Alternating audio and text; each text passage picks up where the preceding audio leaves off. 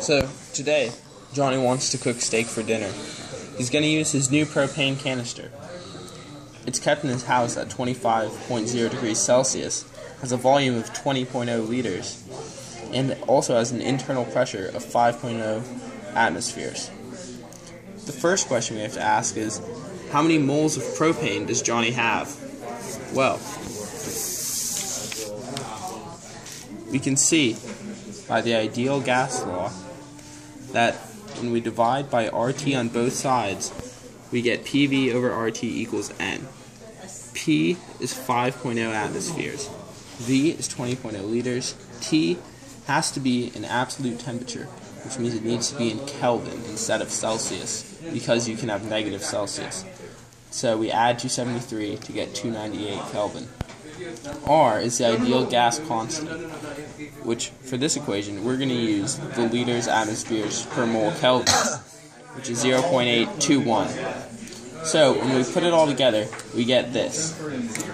And then the units cancel.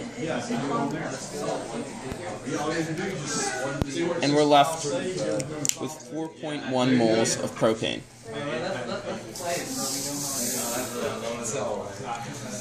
Now, the second part is, if the tank is completely used up after 36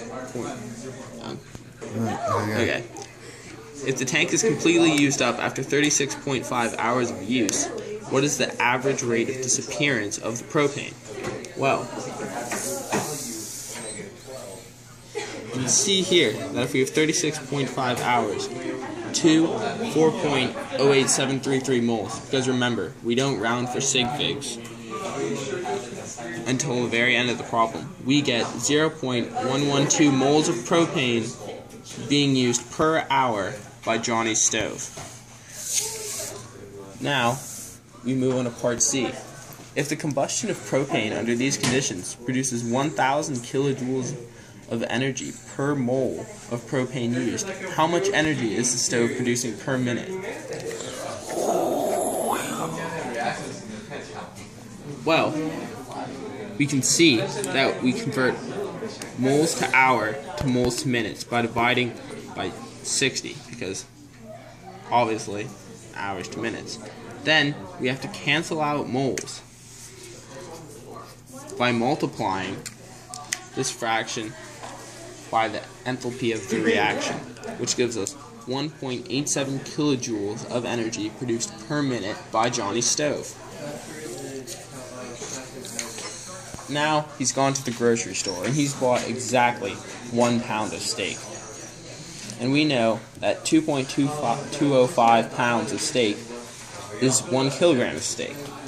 The specific heat of steak is 3.25 joules per grams degree Celsius, and he wants to cook his steak medium rare, which means raising it to 56 degrees Celsius from the 25 degrees that it's been stored at in the trunk of his car on the way home.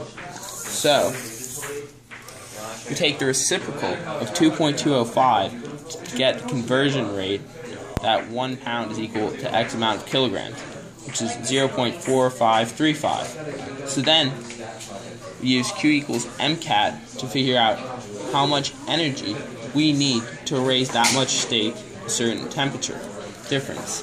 So, we have 453.5 grams multiplied by C, the specific heat of the steak, multiplied by delta T, the change in the heat of the steak, and that gives us 45.7 kilograms of energy.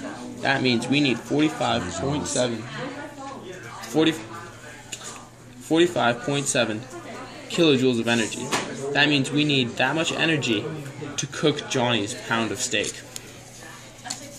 Then, Johnny finally wants to know, how many minutes will it take to cook his steak? Well, we take the amount of energy it needs to cook all of his steak, divide it by the rate at which his stove produces energy, and we get 24.4 minutes. So congratulations, Johnny. It looks like you'll have dinner ready soon.